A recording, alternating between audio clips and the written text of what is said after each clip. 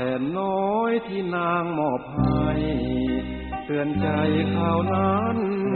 ซักผ้าให้ฝันทุกวันและคืนยามฤทัยอ้ายทุกลม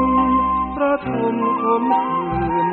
เห็นภาพแล้วชื่นยิ่งหอ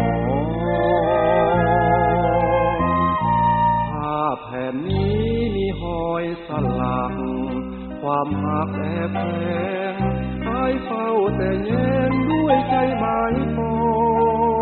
งล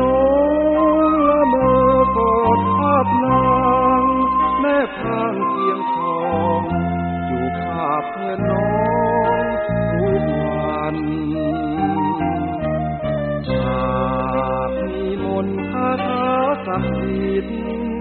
จะเสกสรรชีวิตให้สถิตในภาพนั้นแม้ใจน้องแปรผัน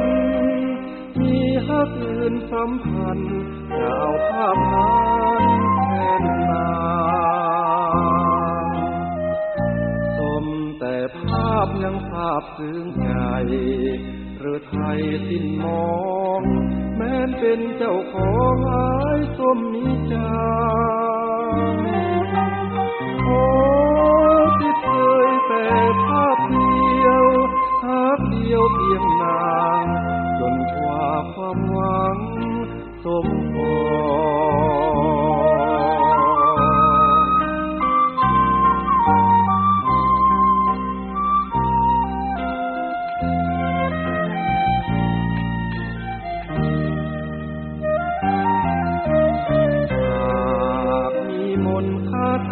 ศักดิ์สิทธิ์จะเสกสรรชีวิตให้สถิตในภาพนั้นแม้ใจน้องแปรผันมีฮักอื่นสัมพันธ์จะเอาภาพนั้นแทนนางสมแต่ภาพยังทราบซึ้งใจหรือไทยสิ้นมองแม้นเป็นเจ้าของหายสมมีใจขอติดเคยแต่ภาพเดียวฮักเดียวเพียงนางจนกว่าความหวั